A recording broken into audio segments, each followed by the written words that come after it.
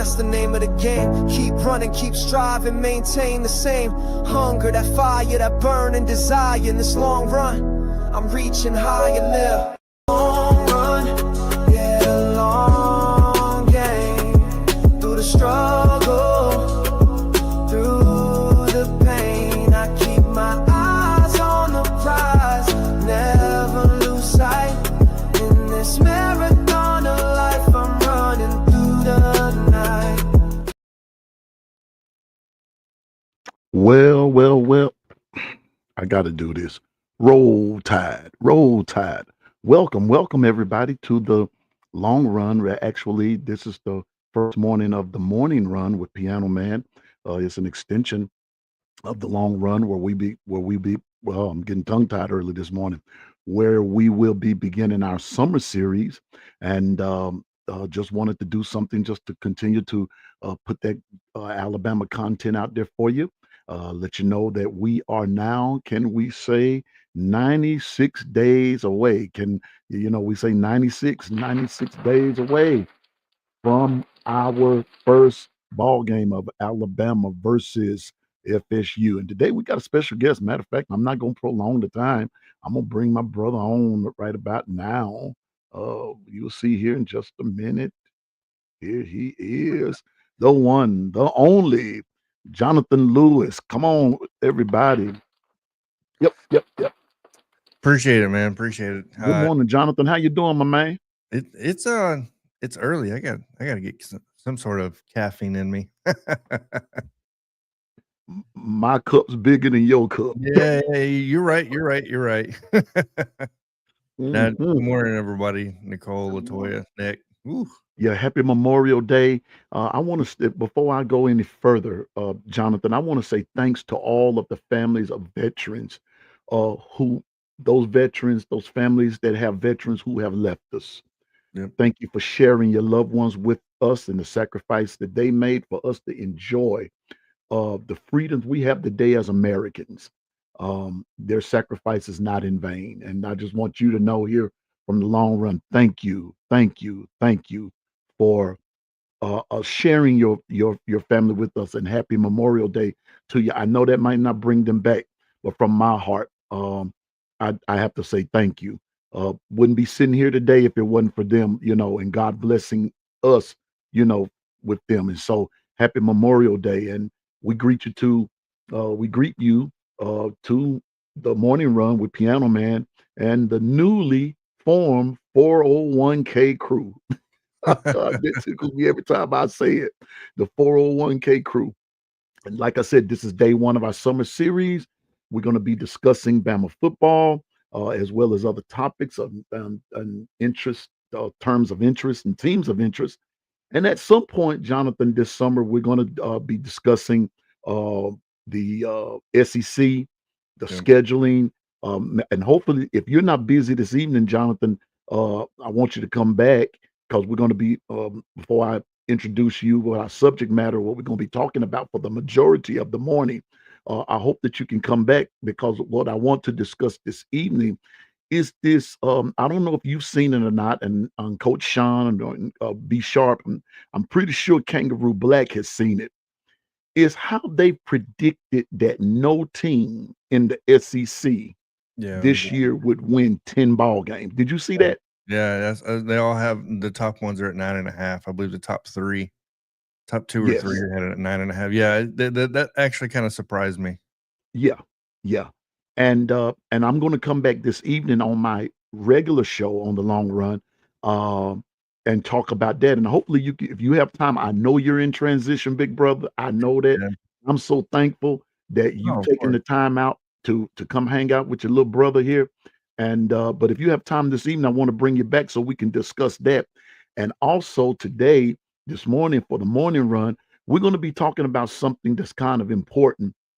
And Jonathan has sort of brought this up to the forefront, because I'm not that big into it, even though I work in the school system and I see football players every day, Jonathan. And I'm going to be giving you some more business, sir. Some folks from down here in Mississippi, my man, Yeah. where I teach, and in the area that I teach. And maybe I can set some things up. Matter of fact, I know I'm going to be talking with my football coach and one of his players, and I'm going to send them your way to, for you to even go even deeper. But this morning, before we start, shout out to everybody in the chat. I see Nick. I see Bino. Good morning. I see Nicole. Good morning to you. I see Latoya. I see Dwight, my producer. Good morning to everyone in the chat. Good to see you, and roll tide to you. But it is 8:05 Central Standard Time here in the South. It's 9 o'clock on the East Coast. It's 6 o'clock on the West Coast. It's 7 o'clock on the Central. It's just somebody's o'clock somewhere. And for those of you that are able to listen, but this morning we have something that is near and dear to Jonathan's heart. And I love the way that he presents it. And it is becoming, Jonathan, becoming is a work in progress, sir, because I don't understand all of the ins and the outs of it. And that is recruiting. Recruiting. And Jonathan has, and I told him the other day, I wanted him to really dive off into it. That's why I'm giving him a lot of time to do it. But before he starts, I've got a couple of questions, and then it's going to lead into a safe way of how he's going to show us how this works, who's all on the board, and so forth and so on. And like I said, we're going to go from 8 to 9. At least that's the plan. We're going to go from 8 to 9. And but here are a couple of questions for you, Jonathan. And in today's let me hop to it. Well, here we go. In this era of NIL, I had to find my question because this was important. NIL, pay for play, the transfer portal. Jonathan, how has recruiting maintained its popularity? Or, it's a hot commodity. Tell me why. What's really going on now? I'm going to give you two answers to that. There's the simple answer, which is recruiting is the lifeblood to every program.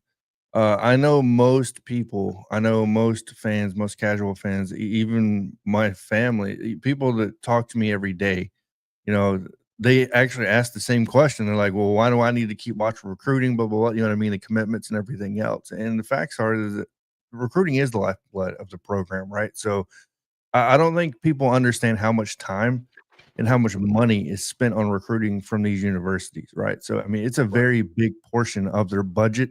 These coaches coming up, when you're talking not just Nick Saban, even the younger coaches, right? So coming up, Dan Lanning and these guys, they understood that recruiting is where the building blocks start. You know what I mean? So that's the easy way to put it. But when you're talking about, recruiting as a whole, it's really a celebration of the recruit. That's why I talk about recruiting the way I talk about recruiting, right? So these kids spend, 8, 9, sometimes 10 years, 11 years of their life as young adults, right? So growing up for the moment of committing to these universities, programs, and stuff like that. And, one thing that's really irritated me, which I put out a video on, is like, the fans talking about, well, recruiting doesn't matter anymore. They're just going to leave anyways and stuff like that. And I'm like, well, the facts are that without recruits, you don't have football. Right. So without football, you don't have fans. Without fans, you don't have the game as a whole.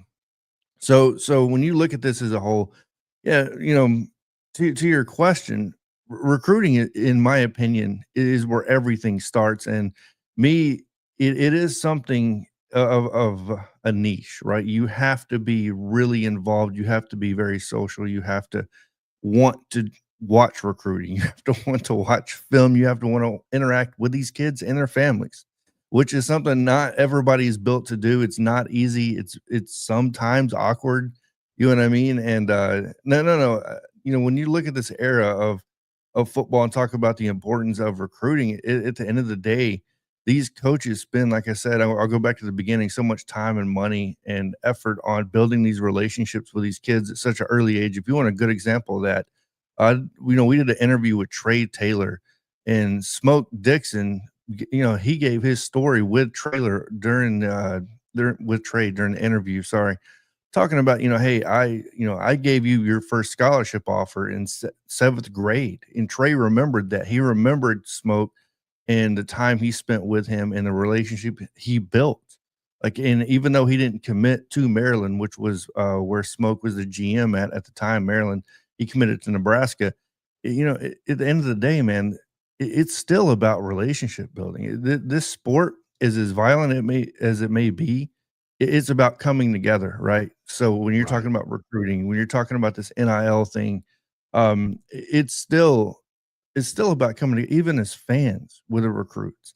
Like, and you just got to stay away from the negativity when it comes to recruiting, because that's the big thing I'm battling right now. Is the negativity behind all of this is chaotic. So because it's just so easy to go, well, they're going to leave. No, they're not. You know what I mean? So, but yeah, hopefully that suffice for your answer. Yeah, yeah, and well, actually, it leads to another question. You you actually, I have 3 questions now, but now I have an unofficial question. Yeah, Um, at what point? Okay, you said seventh grade. yeah, Seventh grade. How does that happen? I mean, don't get me wrong. I know guys are good. I got that part. yeah, And I can remember way back when I was in the seventh grade, I was a pretty good football player. yeah, But I also realized times have changed because back when I was coming along, that was a no-no. You, at least I didn't hear about it. That maybe I wasn't as good as I thought I was. Where somebody yeah. would come and look at me as a seventh grader. But how does that really happen with a It seventh and an eighth grader, where you're offering a kid a college scholarship, not knowing what happens in the future? So, the story of Smoke, it's funny because when he's telling the story, whether Trey was on the phone or not on the phone, but he was on the screen with us, is that it's one of those realities of Smoke even tells the truth. He told the transparent side behind it, which was, look, Trey was at a camp, right? So for seventh graders, essentially. So, and a couple others that were invited to just a camp. He was not supposed to be involved with Smoke. He was not supposed to be involved with Dan Enos at the time, the offensive coordinator, right, for Maryland, or even be around Mike Loxley, sorry, geez, 8 a.m., the head coach. What happened is they actually brought Bryce Underwood in to be shown. Both of them same class, right? So, or Right. almost the same class. Sorry, Bryce is 1 year ahead of him. And what happened is, Trey just so happened to be there. Well, Trey kind of got passed off to Smoke to basically just watch. Like, hey, can you just show the kid around, show him the facilities? We're not here to offer him. We're not here to show, you know what I mean, do much with him. We're just here to have him and his family here to start building this relationship in case this potentially turns into something. Well, Smoke had to go do something real quick, and he dropped him off to the offensive coordinator real quick, right? Which ended up being an hour with the offensive coordinator, Dan Enos. And Dan Enos picked his brain. And by the time an hour passed by and Smoke came back, basically what had happened is Dan was blown away at this kid is absorbing their playbook and then creating and giving them installs for their offense. So they're like, okay, this dude is way ahead of his time, right? Like, Okay. he is clearly more advanced than some of these guys that are coming in here at the senior and junior level, much less the seventh grade. So then I guess Dan talked to Smoke and Mike Loxley, and they're like, do we offer the kid? And they offered him on the spot. They're like, there's no doubt this kid's IQ is going to be through the roof by the time he gets older into this system. So that's one of the one-offs of where, Trey Taylor was one of those where he was just so freaking smart that he just so happened to be at the right place at the right time. And of course, that caught a lot of people's attention. Like, how is a seventh grader offered a scholarship, just like you said? And of course, they're going to be calling Mike. They're going to be calling, Dan, Smoke, be like, give us the scoop on this kid. And they're like, look, his brain is beyond belief. Like, for the Wow. game itself, much less the potential of the arm and everything else, which will come later on physically. But yeah, it's pretty crazy when you look at this. Like, That's crazy. Again, shout out to everyone in the chat. Yes, Ephraim, this is live, my brother. It is live. Believe it or not. Roll Tide, my friend. Um, I can't believe I'm live either this early in the morning. But hey, and later on as we do our outro, I'm going to be telling what my schedule is for the summer series. So welcome everyone to the morning run with Piano Man and our guest this morning, the great analyst and recruiter guru, Jonathan Lewis. Glad to have him here. We're talking about recruiting, the importance and all of that. Now, Jonathan, I'm gonna give you your props, big dog. I'm gonna give you your props. I believe in giving people their props while they live, and not when they stretched out in front of somebody's altar at a funeral. And because we tend to save all of that for when a person can't appreciate them. And Jonathan, I want you to know, brother, you are a great analyst. I appreciate it. You are a great you're full of you have a wealth of information. But I and you know, just sitting down, just talking with you and hanging around you and Coach Sean and B Sharp on the program on Friday nights and everything. And by the way, speaking of that, bro, I was kind of disappointed that it was there was no program Friday night. It was with me in transition of moving, and then Coach Sean also had it was a bad week this week to get anything put on Friday night, which was almost kind of the plan. It was kind of like almost foreseen that we may not have gone Friday night because moving from San Antonio to Tuscaloosa, I'm about to leave actually the 28th. I finally got everything packed, ready to go. The U-Haul is good, all that stuff. And then, Coach Sean had some things going on, and Brinsky didn't complain. So we were like, okay, let's take Friday. Because one thing we don't like doing, and I believe in, is I don't like putting up a product that I'm not prepared to, you know what I mean, where it's quality, right? So if I don't like rushing into something, I don't like going in, and I don't like to talk out of my butt. So I like to be, you know what I mean? I want to give you quality information here. So I appreciate that. And like I said, I'm just a few months into this, and I told them the other day, I haven't used my brain in a sports capacity like this in years, but I Right. appreciate you all, you know, challenging me, not just week in and week out, but day in and day out. Because when I get off of here, from this one at 9 o'clock, I'm going straight into preparation for this evening. Now I Yeah. have the groundwork laid, but I just got to put the rest of the frame together. But Jonathan, you're this great analyst, and like I said, I understand why you didn't come on Friday night. But will we have a show this Friday? Yeah, we're definitely gonna be on this Friday. Okay, cool. And Piano Man is going to be there along with the 401k crew. We're gonna be hanging around, bro. But here's my question: how is the recruiting a competition and the analyzing, like what you do and the way that you do it? How is that a competition as well? Because believe it or not, and I'm gonna tell you where I got this from, and and you know more about this than I do, but I was watching the NFL, and I think it's Todd McShay and what's his name? Street.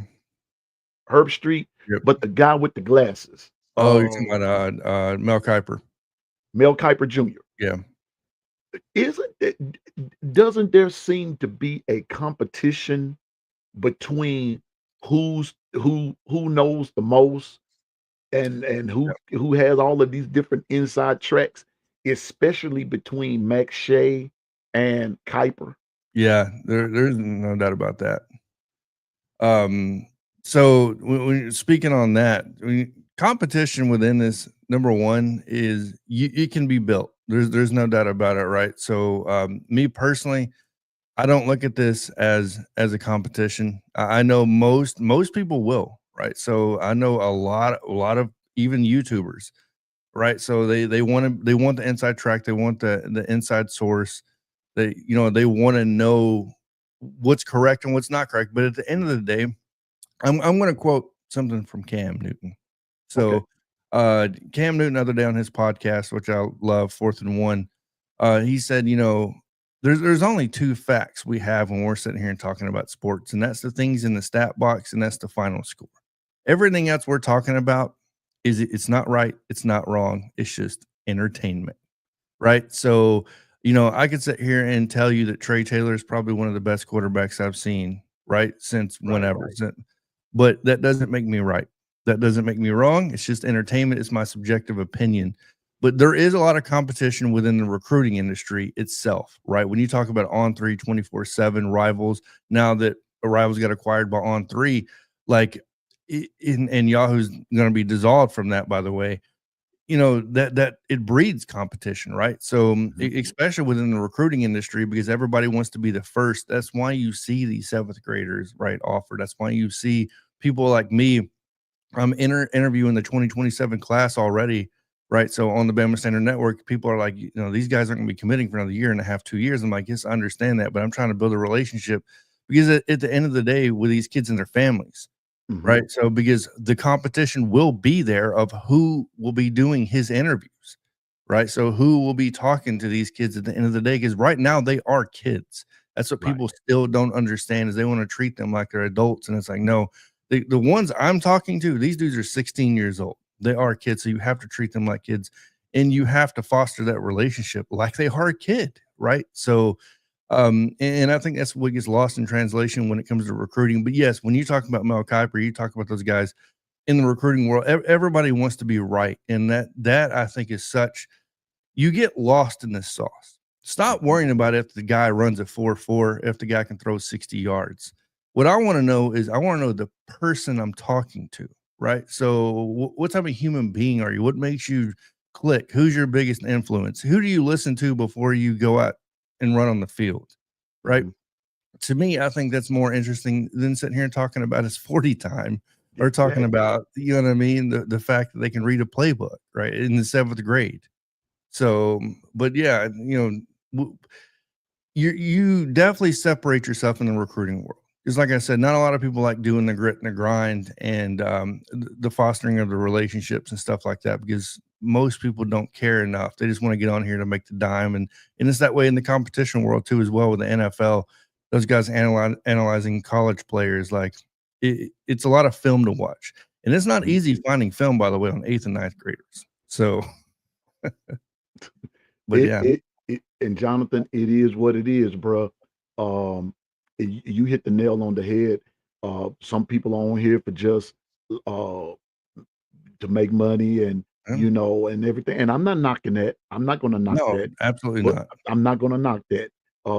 Because if that's your grind, if that's your grit, then go for it. Do your thing, player. But in all of that, I also think there's a story to be told with these players and see like what you said, and thank you, Jonathan, for saying this. We're so impressed by their 40. We're so impressed by how high they jump, or we're so impressed by how many sacks they have and this, that, and the third.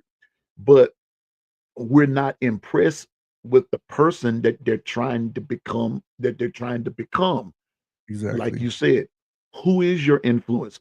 I think I was with you all on the Bama Standard a couple of weeks ago, and you had a young man on there, and I asked the question, like, what is his favorite subject in school? That Yep. stuff is important. That's what Yeah. helps make up a person. Now, some of us that are not educationally astute, I'm not saying that I am, but I do know this. I love history. I Yeah. love English language arts. I love music. I love it, you know, and everything. And so even as a former athlete and everything, people don't know that my name Piano Man is really for a reason because I do play a piano. I can read music. My favorite artist, believe it or not, is Johann Sebastian Bach. That's my There favorite. you go. I'm a classical music freak. I love it. And one of these days, I'm gonna get Dwight to put me some classical music as my as my as my intro music because I love classical music. That doesn't make me a nerd. It doesn't make me, any less of a ball player. But that's the stuff that kind of chilled me out when I was playing ball, listening to music, listening to that kind of stuff. So, like you said, Jonathan, those are the things that we need to, you know, that needs to be added. Yes, 40 time is important. Yes, throwing the ball 50, 60, 70 yards down the field is important. Yes, being able to read a playbook in the 7th grade, that's cool, fine, and dandy. But what about your character? That's what you're Yep. saying. What Exactly. about your character? What are your teachers saying about you? Yep. Because I know some good athletes but you're jerks in real life. Yep. You're jerks in real life. So I'm just saying. So Jonathan, you're spot on. Question 3, and Jonathan, brother, this is where you take it away for the next few minutes. Can you give us some info on recruit that you're keeping up with? You're keeping your eye on, and who we need to be watching out for. And before I give this over to Jonathan, 2 things I want to do. I'll shout out to everyone in the chat again. Hey, KT, you know what the business is. Good morning. Latoya, good morning to you again. Nick, Roll Tide, my brother. Bino, the GM of this whole thing. Dwight, my producer. Ephraim, good to see you. Shout out to everybody that's in the chat. But before I say anything else, Jonathan, I hit up a guy by the name of Nolan Wilson, Yep. defensive end from Picayune, Mississippi, Yep. which is right down the road from where I live. But Jonathan, here's the interesting thing. Picayune plays my high school every year, West Harrison High. And you're going to be interviewing, hopefully, I'm going to try to get them on. And I told them I wanted to interview them, but I'm also going to let you interview them, because one thing I do realize is that you have when it comes to recruiting, you have a bigger platform than I do. And I realize that's not quite my whole grit. So I would rather give it to someone whose grit and platform is bigger than mine, and I can just say I help get you there, and I don't take no credit for anything. But Jonathan, here's where you take it away, and shout out to Nolan. And if you're watching, my brother, Roll Tide to you, because they are the Picayune Maroon Tide. And if you're watching, my brother, I hope that to get an interview with you before fall drill start up. But Jonathan, here's where you take it away, my brother. Tell us who we need to be watching for. Who's on your radar screen? Why? All that good stuff. Ladies and gentlemen, we're going to give it to Jonathan. All right. So we're going to start off with May 30th coming up. These official visits starting Friday. And it's funny you mentioned Nolan Wilson, because Nolan Wilson is one of those guys that are highlighted here. Like you said, out of Picayune, favorite right now, according to everything I've read, everybody I've talked to, Alabama is the current favorite, with Ole Miss, Miami, Florida, and Auburn as the other choices on here. Number 4 defense lineman in the class. I think he's one of the most vital pieces personally in this class. I'm not just saying this because you just mentioned him. It's because, well, if there's one thing that's been complained about on this past 2 years, when you're talking about this Kalen DeBoer team on the recruiting side, it's we need to strengthen the defensive line. We need those interior guys, right? So we need to strengthen the defense to be picked up, and Nolan Wilson can definitely bring that on here. But going through this list too, starting off, we'll talk about May 30th today, right? Because that's the big key pieces coming up here when you're talking about Friday, Saturday, and Sunday, these visits coming up.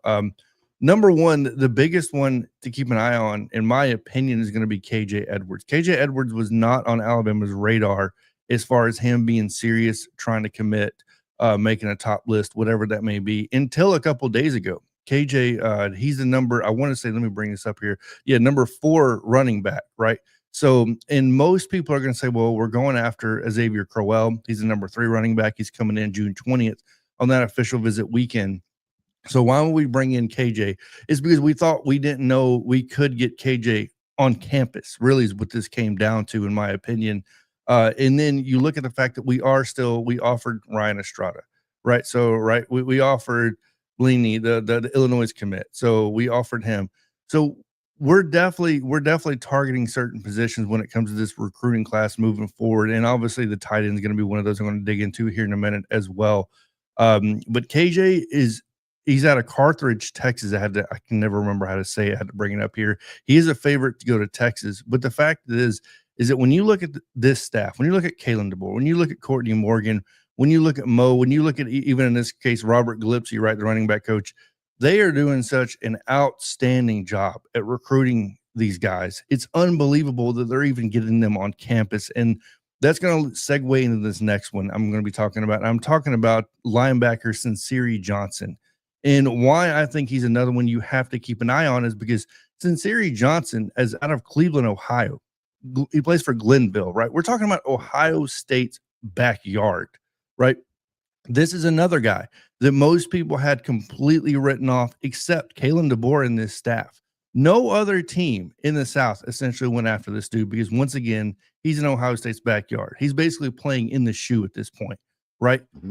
Well, guess what? There was some history with Sincere in the state of Alabama, and Alabama went after him, right? Kalen DeBoer sent everybody after him. When you're talking about Christian Robinson, when you're talking about Mo and those guys going after him, and the fact is we ended up in, I believe, his top 3 or top 4. He's visiting May 20th as well. Or May 30th, sorry, as well, which is wild to me. So Sincere Johnson's another one. A third one, and look, these 4 I'm digging into now are kind of the most obvious ones in my opinion, and then I'll dig into a couple more to where they're kind of less obvious. The third one's going to be Ethan Boobie Feaster, who's visiting May 30th. Boobie, LSU favorite out of DeSoto, Texas, right? So when I say LSU favorite, that's starting to lean a little bit, in my opinion, from what I've seen. I pay attention to what these guys post on Twitter, Instagram, right? How they talk, who they follow. It seems to be something more steering towards Alabama now. And I thought I would never say that for one reason, because we have this guy coming on campus once again, who's basically committed to Alabama already. And we're talking about Sadarian Morgan, one of the best wide receivers in this class. Boobie Feaster is at that caliber. Right. So we're talking about bringing in potentially 2 guys, 2 number 1 receivers, blue chip guys in the same class with the potential of having 2 blue chip running backs. This class could end up defining Kalen DeBoer, Courtney Morgan in this staff, in my opinion. If this wraps up the way it potentially could go, you're seeing something historic at Alabama. I'm not going to play. Nick Saban put together a lot of great classes with a huge 119 personnel actually staff.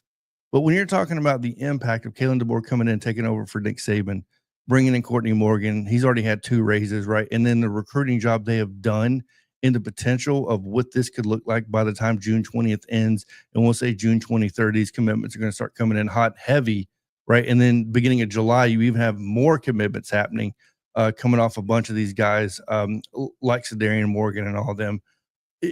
It could turn into something extremely special. So, Boobie's another one you definitely got to pay attention to. Go watch this film if you haven't already. And the 4th red carpet guy, I'll say, is, which everybody should know by now, is going to be, the number 3 safety in this class, Jet Washington, right? He's the guy that could solidify. Once again, you're talking about having already Ivan Taylor and those guys there, that back end. You're talking about just this staff coming in and bringing in one of the top defensive back classes this will be 3 years in a row. I'm just going to point that out. Like the fact that you got Dejon Lee in that first one there is crazy. Jordan Edmonds in this one would be crazy, but you add in a Jet Washington. You already went and got Ivan Taylor to come over and do his flip right from the previous season. This is craziness in my opinion, from a recruiting standpoint. The amount of time Courtney Morgan is spending on these guys evaluating, and the amount of time that's being spent by Christian Robinson, Kalen DeBoer. But we're talking about the grit and grind. So we're talking about Christian Robinson, Robert Gillespie, Mo, right? So we're talking about Linguist. We're talking about Chuck Morrell. These guys are spending a ton of time on the phone, a ton of time on the road to solidify these classes coming together for these official visits coming up, like I said, for May 30th. Now, to dive into a couple other guys here, the number 11 receiver in this class, Ryan Mosley out of Carrollton, Georgia. This would be one of those pickups to where we already know, we feel like we already know we're getting Sadarian Morgan, possibility of Boobie Feaster. Now you add in Ryan Mosley. That would give you essentially 3 number 1 receivers. When have you ever heard that possibility coming in? Maybe LSU, right? LSU has been especially when it comes to recruiting wide receivers, they pull them by the bunches. Alabama's done it for sure, right? We had a streak when we had Devontae Smith, Jalen Waddle, all those guys, right? We can go on Henry Ruggs, all that good stuff. But we're talking about this happening under Kalen DeBoer now. The possibility is very real. You have the number 11 tight end, Xavier Tiller, coming in out of Fairborn, Georgia. His favorite is Auburn. Alabama made the top 3, though. Auburn, Alabama, as my notes here, and Florida State is right there as well. As far as others that I think are being kind of overlooked, Bryson Cooley out of Laurel, Mississippi. Favorite right now is actually to Alabama. I like Bryson Cooley a lot. Like, I look at more than just like you said, the 40 time, the bench press, everything else. when I watch the game film, what does your motor look like? Do you give up on plays? How do you anchor yourself, right? So it's the tangibles, right? The stuff that's not always just so obvious and going to pop out to you. You know what I mean? Like when you stand up Right. as a defensive lineman, pad level, all this, the stuff that takes effort. That's what I really like paying attention to, because if you're an effort player, if you're willing and you're coachable and you have a high motor, you have the potential of developing everything else, in my opinion. So I feel like Bryson Cooley is definitely one of those guys. I already talked about Nolan Wilson, the number 9 defensive lineman in this class as well, Titan Davis out of St. Louis, Missouri. We tend to go out and get some good players out of Missouri every now and then. That trend's going to continue here, it looks like, as Titan is the favorite to go to Alabama as well. But the top 4 is Alabama, Michigan, Penn State, and USC. So, and notice the trend, guys. Notice that Alabama is stretching their arms, their tentacles out, just like Nick Saban did. And we continue to get in this top 3, top 4, top 5, right? So of these Right. guys, so you may not get them all, but the fact is every team out there has to be aware of what Alabama's doing. Because if you're not paying close enough attention, we will sneak up and get one of these kids from you if you're not paying enough attention, for sure. Right. And then another one, Kevin KJ Ford, to me, who's going to be recruited to play. Well, it would be crazy if you didn't recruit him to play the Wolf, because how versatile he is out of Duncanville, Texas. I get it. He's the favorite to go to Texas A&M right now. Oklahoma's gaining a lot of steam on him. But I really like him to play the Wolf position. If somehow we can get him in, which we are May 30th, and get him convinced into this class, the possibilities of that are not great. When you look at the edges we already have coming in, we're talking about Jamarian, we're talking, you know what I mean? Like, we have studs already coming in, but to convince him to come off that edge and play Wolf would not be an easy thing to do. But Right. definitely somebody you need to pay attention to. And then Chris Booker, he actually moved his commitment. He was May 30th to June 20th, so I'll take him off. And then the last one's the number 7 linebacker, Braden Rouse, another stud, right? So when it comes to the May 30th official visit list, Malachi Lee, he's coming out of Honolulu, Hawaii. He Wow. named Alabama in his top 4. Once again, Alabama, Georgia, Michigan, and Texas. Me personally, this is the first one that blew my mind, because I thought USC all the way. He's been recruited by USC since, I would say, 3 years ago. I want to say 2 or 3 years ago is how far I backtracked him to USC. And he was posting everything USC. And the fact that USC didn't even make his top 4, it wasn't just Alabama fans paying attention to this. If you talk recruiting and you were in Michigan, right? So Michigan especially, we're like, whoa, okay. All these teams all feel like they have an equal chance with this kid now, because we all thought he was a USC given, right? Right. So just like Xavier Griffin, everybody thought that, Xavier Griffin couldn't be touched. He was a USC commit, right? We're talking about last year he committed, and Alabama kept knocking on the door, driving out there, flying out there, however they could, and kept talking to him. And sure enough, when he decommitted, one of the first ones he called was Alabama, like, hey, let's set up this official visit. So there is so much to this. Yep. When you're talking about upcoming weekend, May 30th and all that good stuff. But yeah, those are the main guys I'm going to be paying attention to. And if you bring me on next week, I'll do one for June 6th. We get the June 13th and we get the June 20th visits coming up as well. And that's a whole nother spill, because we're talking almost 60 recruits coming in 1 month. So yeah. Well, I'm gonna tell you like this, Jonathan, consider it done. And my brother, like I said, if you're not busy this evening, I want to go back through this again this evening on the long run. But let me ask you, but before I go further, shout out to Angela. Good morning. Welcome to you in the chat. Ephraim, he has a question, and I'm going to jump to his question, Jonathan, so you can answer that. Jermaine Mims, good morning, and welcome to the morning run with Piano Man. And Bishop Frank, God bless you, my friend. Welcome to the morning run with Piano Man. But Jonathan, you said something, and excuse me, Ephraim said this, and Nick sort of answered the question, but I want to hear it also coming from you, Jonathan. He said, "Is the portal the same as recruiting? The portal is replacing real recruitment." You care to elaborate on that, Jonathan? So coaching staffs go about this real different. right? We've seen how, you look in Clemson, right? So Dabo Swinney doesn't even touch the portal almost at all. Um, the short answer to that is no, the portal is not recruiting. You know what I mean? In my opinion, the portal is doing nothing exactly. Who answered it? It was Nick, right? Yeah, exactly. Yeah. Nick hit it right on the head when he said the portal is good for filling positions. So when you need a position of need, right? So when you go back to a couple of years ago when we had Jameson Williams and Jameer Gibbs, those were need positions. It wasn't that we needed a receiver, we needed a running back, is we needed a speed receiver on the outside. So we went and found specifically a speed receiver on the outside, right? We needed somebody that can catch out of the backfield.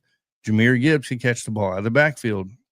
That's really what your portal is. If you use it correctly and you recruit correctly, your portal is nothing more than a free agency in the NFL, right? Coming up, and you just need that position. But really, the foundation should always be built through the draft. The foundation should always be built through recruitment, in my opinion, because that's where your loyalty lies, right? At the end of the day. And those are the guys that should be giving you that, what they call the Saban discount, right? So hopefully the NIL discount moving forward, where they don't strip you of everything as far as NIL goes. So yeah, that's the answer after that.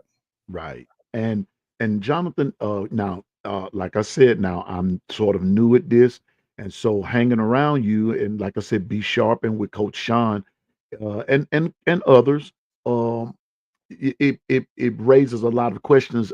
Again, shout out to and Double A. Good to see you. Roll Tide, sis. All of you in the chat this morning. Thank you for joining us here on the morning run. Our first time doing this on a early in the morning, because y'all used to see me late in the evening, but this is part of our summer series. So shout out to you, Double A. But Jonathan, you brought up USC, Yeah. and the reason that I'm bringing this up now, let's go back about a year or two. Do you remember when Michigan and Bama played in that semifinal out there Yeah. in the Rose Bowl a couple of years ago? Yeah. And when Damani Jackson showed up, Yep. remember that? Now, the reason that I'm bringing this up is because, and it's just a theory that I have, and you can tell me it's either a smart theory or a dumb theory, but here we go. One reason I believe that I'm of the persuasion that now USC is sort of out of the mix on some things is because when you lose a Damani Jackson, I'm just going to use that as an example, to an Alabama, it sort of raises the curiosity of someone that's going to come behind you, and maybe at one point they were considering going to USC, but they're seeing of the possible or the potential success of a Damani Jackson in a place like Alabama, and so now they're saying USC is off the table. Is that sort of a logical explanation? Yeah. The fact is that when you look at the past couple of years, when you're talking about even we'll say Clay Helton and beyond, right? USC has done I'm just gonna say it, they have not done a great job developing kids and putting them in the NFL. You have kids going to USC that are highly recruited, right? So it's not like they're not getting the players there. I compare it a lot to Texas. Before Steve Sarkisian, when we talked Tom Herman and those guys, the coaches that came through there, those guys were still getting top 10 recruiting classes. It's just none of them almost were getting drafted. They're not getting developed. And I think now what you're seeing is you're starting to see that trend from Texas kind of blend in with USC now, to where these kids are starting to realize, just because I'm a high-end recruit and I should be developed and I should go to the NFL does not mean it's going to happen. Development is more important a part of this process than almost anything, right? When you look at Damani Jackson, I believe, was the number one corner in his class. It was number one, number two. I know he was way up there. But when you're talking about looking at him at USC the previous season, he was never talked about. If anything, he was blamed, which was crazy. And that's one thing I don't think people pay attention to, is that these coaches and these players pay attention to what's being said, right? So, and if you think this stuff doesn't affect them, you're crazy, because we let stuff affect us every day on social media or in life or whatever that may look like. these guys are no different on the field, right? So if you got that sense from that coaching staff of, well, Damani Jackson, blah, blah, blah. Okay, well, when you lose them, don't complain. You know what I mean? So, and that was kind of the stigma that's kind of transitioning, in my opinion, from Texas now kind of over to USC is, well, you have these high, I mean, you could even go to a couple, I can't remember the Arizona State or Arizona linebacker that went over to USC. Gentry was his name, right? Gentry, top high end recruit. I mean, stud of a linebacker. Nobody can tell you where he went. You know what I mean? Like, and he's not the first. It's a multitude of guys that not just get recruited by USC, but that fall into that, what I call the trap, right? So, you know, and I get it. Lincoln Riley's not known for defense, and he's known more for the offense. Caleb Williams, of course, he goes number one. That looks great. But tell me what happened to Jordan Addison. You know what I mean? Like, you know, Jordan Addison, when he was at Pitt, you're talking about best wide receiver in the country. He won the award, goes to USC, doesn't look so great.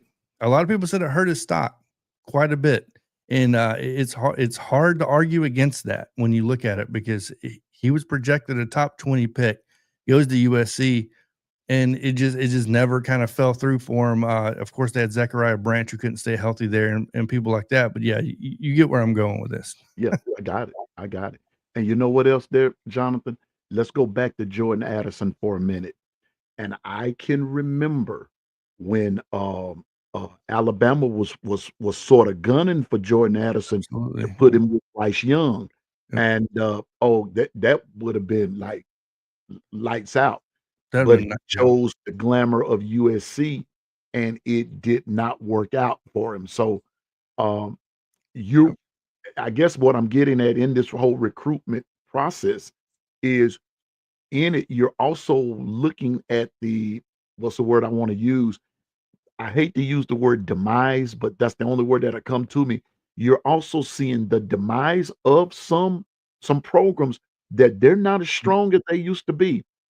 Because I can vividly remember in the 70s and the 80s and partly of the 90s, USC was like lights out, and they were putting people in the league, you know, back to back to back. But at some point, something happened and everything fell off. Which, fast forward, I'm gonna stay on the West Coast and I'm gonna go to Washington. When Coach DeBoer was there, and when people go, if you really go and do a deep dive, if Coach Saban had not retired. Now, I know this might anger some folks, but that's just my opinion. There were some players that we would not have gotten that's on the team now, because they were really wanting to go and play for Coach DeBoer in Washington, because, especially those on offense, because of his style of play. And because I was even listening to Ryan Williams on another show or in an interview, and when he looked at when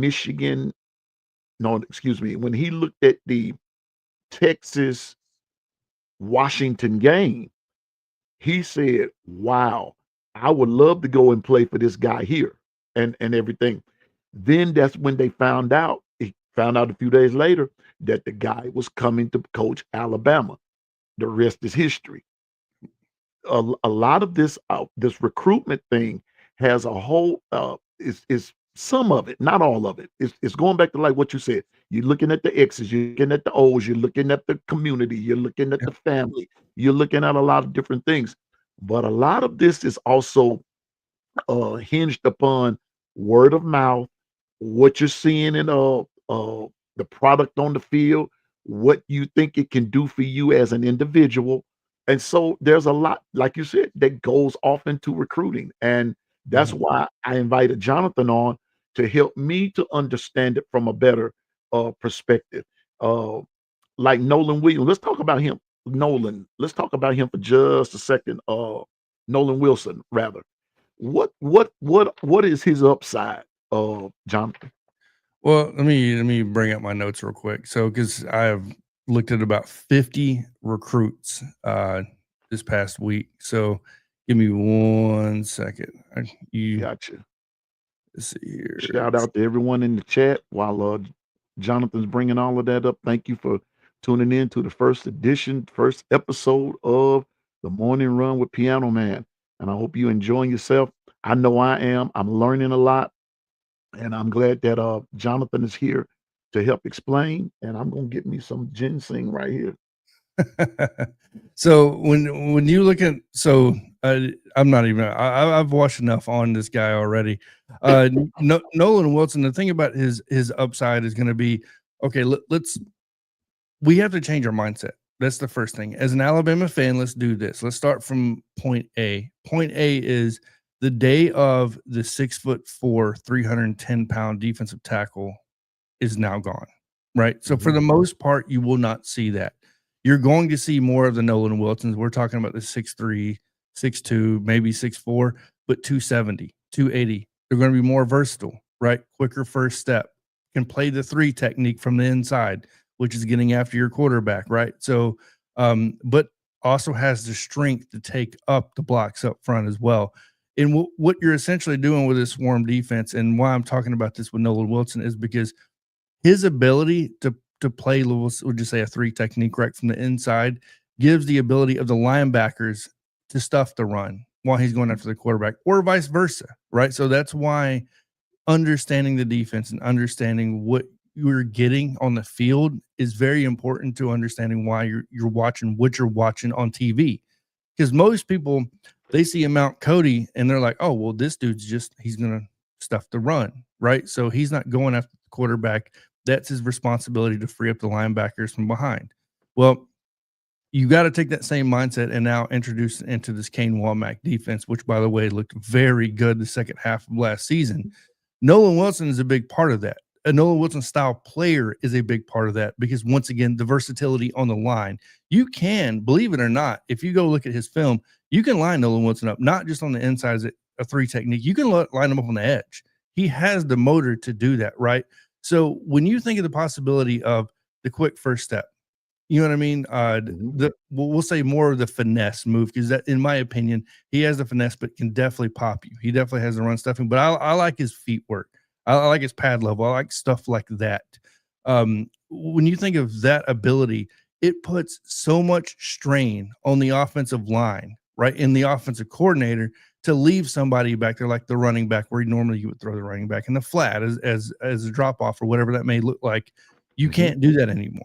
Why? Because you have a freaking defensive tackle coming in, rushing the passer just as effective as your edge guy, right? So that's kind of what you're seeing with this new style Alabama defense. Yes, you kind of saw it last season, but those are not Kalen DeBoer players. LT Overton is not a Kalen DeBoer player, right? So Quay Russaw is more of your player that Kane Womack would typically go after. Not necessarily right. LT Overton, not necessarily Yonze Pierre, even though the upside's great. And the upside for Nolan Wilson is through the roof. When you look at the possibility of him lining up, he would probably, I don't know if he would even, I'll be honest, I don't know how long he would sit on the bench, because the upside for Nolan is through the roof, in my opinion. But I don't want to get too ahead of myself, because this defense is not an easy defense to learn, right? The swarm defense, the 4-2-5. There's so much that goes into this defense. It's not as difficult as Nick Saban's for the back end, but it's just as difficult as for Kane Womack on the front end, the front 7, because that's where your stress is going to come at, is the front 7, your edges, right, and your linebackers. It's going to create a lot of stress for the offensive line and the quarterback. And it's easier said than done to sit here and talk about this stuff. But when you consider a player like Nolan Wilson and the stress he'll put on the offensive line, yeah, the potential, it's through the roof, right? So because he's not always going to be your stat stuffer. So because he can stop the run, and depending on who you're playing is how this defense will maneuver. Because once again, this is not a Nick style defense, guys. You know what I mean? Like, just because you're good on the edge and you're good at rushing the quarterback does not mean in this defense you're going to be rushing the quarterback. They're going to need you to play to their strength against that offense. Plain and simple. It's a completely different ball game. So when you're talking about recruiting, that's why recruiting is so important, in my opinion, and needs to be talked about more, is because Nolan Wilson can look great in this system, but then go and play on a 4-3 and not look as good. And I'm not saying that's the case, but that's what I'm kind of getting at, is that's why recruiting is important, because you have to pay attention to those things. That's why Brent Venables in Oklahoma's defense is so good. He may not get all the 5 stars, but he gets guys that fits his scheme and his system, and it gives them the highest upside. It lets them develop, at the rate they need to develop at and reach their ceiling. So, Gotcha. Shout out to OG Gil Cruz. Ohio, bruh, I don't know who you're referring to as Chocolate Drop. We don't play that over here, man. We don't play that over here. Um, all I ask you to do is keep it respectful. Now, I don't know who you're referring to as Chocolate Drop, and I don't know who you're telling to put on a bra, but if you're talking about me, bro, I'm all man. And the one thing I try to give everybody the benefit of the doubt. Now, we're all fans over here. So I'm put it to you like this. One more round like that, brother, and you out of here for life. Because we don't do that over here. We don't. We're talking about Alabama. We're talking about right now, we're talking about recruiting, which could go either your way or however. But we don't play that over here and everything. So I don't, like I said, man, I don't drop that R word too much, Jonathan. But hey, Chocolate Drop, you borderline racist right there, big dog. So yeah. I suggest that you chill out, whoever you are. You Ohio State, you won the national championship. Take it, move on. This is a brand new year, because here in the next couple of minutes, as we outro the show, I just have something to say about the next season. So chill out, man. I don't want to put anybody in timeout, and I really don't want to ban you, but keep on talking like that, my dog, and you're gonna find out we don't play over here. We don't have that, okay? So Jonathan, as we begin to wrap this up, uh recruiting is important. He said earlier, from the start, it is the lifeblood of college football. And Yep. so as we end, just give us your final thoughts on it for this morning, Jonathan. And hopefully, like I said, you'll be back this evening. We're going to pick up this conversation again, along with this nobody in the SEC is going to win 10 games. We're going to talk about that this evening too. So, Jonathan, tell us where we can find you, and as we put a cap on this, I just got one more thing I want to say, but finish out, Jonathan. Yeah, no doubt. I definitely encourage more people to start going out there and reaching out and watching these interviews from these kids, because not just me, right? So there's so many recruiting analysts out there that do interviews with these recruits that do great work, and I feel like fans would become a little more less, I guess they would become more intrigued, right? With the recruits. If you go out there and watch the interviews, you watch the videos with these guys, and stop thinking of it as an NIL game, right? Because it is easy to do that. Because the facts are this: we've spent how many decades not paying players? They deserve to be paid, right? So, and I think we can all agree to that. There's no doubt about it. It's so easy to say, well, I'm not going to watch it because the NIL, blah, blah, blah. Look, if you want to sit there and complain about the revenue sharing, I can absolutely agree with you. As far as the NIL side, because there are two different sides. NIL is not revenue sharing, right? It's two different things. Title IX and all that stuff's going to definitely differentiate that, and these antitrust laws and all that wonderful stuff, as they say. But either way, definitely get out there, pay a little more attention to the recruiting side, in my opinion. I believe you'll find that you'll enjoy it a little bit more than you think, because most analysts out there aren't concentrating on 40 times arm strength, and until it gets to the grit and grind of right before they commit or when they commit. Beforehand, it's more along the lines of just getting to know the people as a person and stuff like that. But definitely pay more attention to the recruiting. I definitely preach that as much as I humanly can. But other than that, you can find me on the Bama Standard Network, college football chatter every Friday night at 7:30 p.m. Central Time, with Coach Sean and Brensky, and we can get Piano Man in there. We can talk some football for sure too. But yeah, and then also Inside Bama Recruiting is a show I have there as well. It's mainly just videos where I'm discussing recruiting. Because recruiting comes at such a fast pace, things change by the day about as much as you change your underwear, right? So Exactly. it's very quick. So I tend to stay more to videos on that aspect. But yeah, and then at Bama Nation John on X. So Amen. I said amen. That man, thank you, Jonathan, for everything, Jonathan. And he's going to be back with us this evening, and we're going to continue this conversation. But I did promise from 8 until 9. I like to stay within my time frame. But today I might run a couple of minutes over because I got one more thing I want to say. And Jonathan, stay with me right quick, and Oh, I yeah. hope that you'll hear me out right here. Um, I was once in a relationship where Jonathan and Tudor, and shout out to the 401k crew, OG Gil, Carla. Thank y'all for helping your brother out. And Roll Tide, Susan, good to see you, part of the 401k crew. Um, I was once in a relationship where where this person just kept bringing up their ex this, their ex that.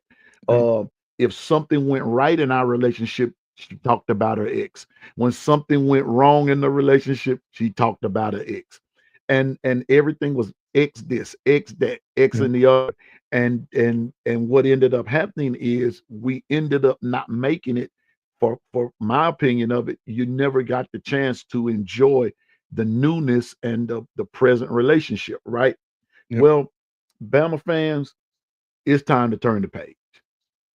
It's time to turn the page on last year's season. It's time to turn the page. Uh, did you all know we are 96 days away, Jonathan, from Bama Ye- versus FSU? We are 96 days away, and there are Bama fans still voicing their displeasure about Coach Kalen DeBoer and the staff and the team. Let's turn the page. Let's turn the page. Um, remember now, we all love Nick Saban. I still do. I still cherish it, not from a morbid standpoint, but I still cherish his memories of being on the sideline and giving his thoughts and his everything about the game. But you have to remember something. That same team didn't win a national championship either. So he abruptly retired. And so uh let's turn the page. You got folks, Bama fans. Shout out to Hall of Fame college football. Thanks for There you go. coming. You still have fans bashing Jalen Milroe. The last I checked, Jonathan, he's in Seattle playing for the Seahawks. Yeah. But what we're not embracing is the fact that we have a three-way quarterback battle in our camp. And while there are some favoring one quarterback over the next, that job could go either way. But we're still bashing Miro. Don't you think it's time to turn the page? Our attention should be on a present team, which is 0-0, and not on a past team, which is 9-4. Speaking of that, and if the Ohio guys still listening, that was last year. That was last year. Y'all are defending national champions. Everybody's 0-0 right now. Let's turn the page.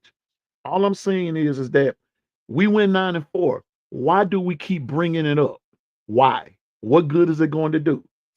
As if this present team is going to repeat the same thing. Shoot, it's hard to win big year in and year out. The way things are changing, it's hard to go 13-0, 12-0, 15-0, and all that kind of stuff. It's hard to do. Ladies and gentlemen, Bama fans, turn the page. Turn the page. Listen, OG Gill and JB and the 401k crew says this to us all the time. And it is time for Alabama fans everywhere to embrace what I'm about to say.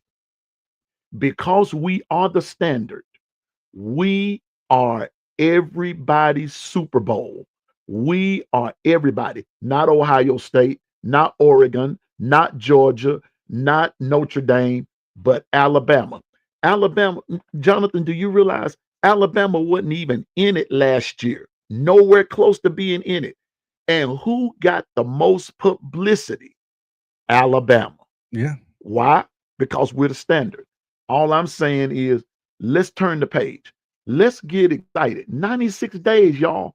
96 days from today. 96 days. We will be in Florida State's yard playing the Seminoles. And you still harping on what happened last year. If you still harping on that, you're an unhappy camper. I'm excited about our upcoming season. You should be too. Turn the page. Turn the page. You'll come to find out this team is exciting. We're adding new people. And let me tell you something. And Jonathan just sort of told us, if Alabama is so out of it, and I'm talking to all the haters right about now, if Alabama is so out of it, then why is the Crimson Tide still 1, 2, 3 on all these guys' lists? Why? If Alabama's so out of it, why are they 1 and 2 on somebody's list? Sounds to me like you're just hating and you're just wanting Alabama to be down. But trust me, big dog, that's not about to happen. Yes, we've had transition before. This is not the first transition we've seen, and it definitely won't be the last transition. But all I'm asking you to do is turn the page. Let's embrace this new book. Let's embrace this new chapter. You know, Ephraim said, ain't no forgetting about Coach Saban. Nobody's going to forget about him. But I'm going to put it to you this way. He's not coming back to coach anymore. And furthermore, we have the hottest commodity. Who's the hottest commodity? It is Coach Saban. He's still there. He's still there. He's just not in a coaching capacity, but he's in an advisory role. You must be mighty special. Now, Jonathan, correct me if I'm wrong. He must be mighty special for Donald Trump to call him in a meeting to say, hey, let's talk about this state of college football. Coach Saban didn't ask for that, but when you're the GOAT and when you have have something at heart and you have people's lives and livelihood at heart, hey, you know, you're the GOAT. You're the GOAT. Yeah, there's no doubt about that. You're the GOAT, man. You're the GOAT. And so when the president of the United States can call you into a meeting, you're the GOAT. When you can go overseas and you just spending time with your wife and somebody overseas recognizes you, you're the GOAT. So Alabama fans, we haven't lost Coach Saban. He's just not coaching anymore. But we have another coach in Coach Kalen DeBoer. I'm just saying, let's give him time to put the team together. Let's give all these guys time to put things together. It ain't easy coming behind Nick Saban. It wasn't easy. Okay, since we want to bring up other coaches, watch this. It wasn't easy for whoever was at Florida to come behind Steve Spurrier. It wasn't easy for whoever was at Michigan to come behind Bo Schembechler. It was not easy for someone to come behind Woody Hayes at Ohio State. And the list goes on and on and on. So you think it was going to be easy for Coach DeBoer to come in behind Nick Saban and plus bring in a new system and people had to buy into it? It's now beginning to come out, Jonathan, that a lot of people didn't buy into the system. They didn't. And it showed after the Georgia game. But now, as of 5/26/2025, let's turn the page. Can we do that? Let's turn the page. No more bashing our players. No more bashing Milroe. He's gone. He's living his best life playing in Seattle. No more bashing this. No more bashing that. Now, that's just my little take on it. Jonathan, what you say? Yeah, no, 100% agree with you. Look, we're about to come into a new season, right? So stop focusing on the past and let's focus on the future. You know, I said that the moment Nick Saban retired. Nick Saban's in an advisory role. That's fine. I'm paying attention to Kalen DeBoer, not what Nick Saban's doing. I'm paying attention to what Ty Simpson, Keelan Russell, and Austin Mack are doing, not Jalen Milroe. Like, you know what I mean? So I'm paying attention to what Jam Miller and Richard Young are doing, not Justice Haynes since he left. I get it. I wish those guys all the luck in the world, but let's focus on what's in front of us, not what's behind us. Exactly. And you know what? In Hall of Fame, and escape me, but you got that right. Whoever replaced Barry Switzer, you had a heck of a job to do. For all these Oklahoma fans, man, I salute you, because let me tell you why. Oklahoma, listen, there was no Big 8 conference. Come on, Oklahoma fans, wherever you are. There was no Big 8 conference without Oklahoma and Nebraska and Colorado. Now that's back in the gap talking Mhm. now. Half this generation have no clue what I'm talking about. Barry Switzer, watch this Hall of Fame. Want me run the number down to you? Barry Switzer, Thomas Lott, J.C. Watts, Billy Sims, Kenny King, Marcus Dupree, Elvis Peacock, Greg Roberts, the Selman brothers, and all that kind of stuff.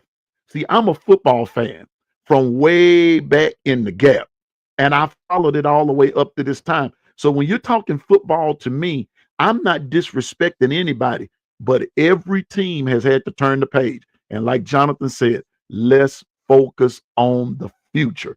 Focus on the present, focus on the future. Future's bright at Alabama. Because I'm finna tell you what, and I end with this.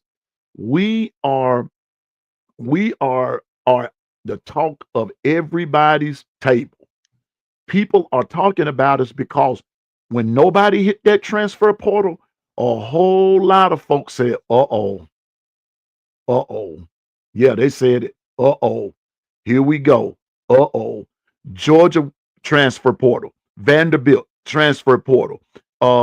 Mississippi State, Ole Miss, all the other teams transfer portal. Nobody from Bama left. Sounds to me like, Jonathan, somebody has bought in. So I'm asking you to buy in too. Let's turn the page. Let's turn the page. Shout out again to everyone in the chat. We're getting ready to go. And exactly, Hall of Fame. Colorado had a couple of good years, and they're not the same as Oklahoma, and never will be. Never will be. What would not be in the same conversation. So shout out to everyone in the chat. Thank you for 401k crew doing I appreciate you looking out for Piano Man. Thank you, Jonathan, for coming. Hopefully we'll be back on this evening at 5 o'clock with the regular morning run. Now, right quick before I leave, here's the schedule. This is how it's going to run. On Mondays, you will see me twice at 8 o'clock from 8 to 9 and from 5 to 7. And if B Sharp comes on, we'll be leaving from the long run, going to B Sharp and hang out with him or whomever's on. We go from there, hang out with them. That's on Mondays. On Tuesdays, except for tomorrow, there will be no show. But starting Wednesday, I'll be back on here from 8 until 9 daily. No evening, just in the morning. And then on Mondays, every Monday from now until I go back to school, we'll be on twice on Mondays. I hope and pray that you all will join us. Jonathan is going to be back with us this evening, but he's going to be back with us also on next Monday. We're going to be talking recruiting, because we want you all to know these kids are important. They exist. They matter. And they need to be a part of the process. They're good and they have something to offer. And if they're choosing to wanting to come to Alabama, then by God, let them come on. And we're going to look at them. And we realize everybody's not going to get there, but at least we were considered. And so thank you, Jonathan. Hope to see you this evening. And we're going to talk about this. We're going to pick up the conversation again about recruiting. And we're going to talk about this SEC lack of 10 wins. I've never seen such blasphemy and disrespect in all my life. So on behalf of Jonathan and Piano Man, the 401k crew, I want everybody to have a great Memorial Day. Eat, drink, be merry, have a great day, and I hope to see you this evening. Now, I'm no expert. We're no expert, but check this out.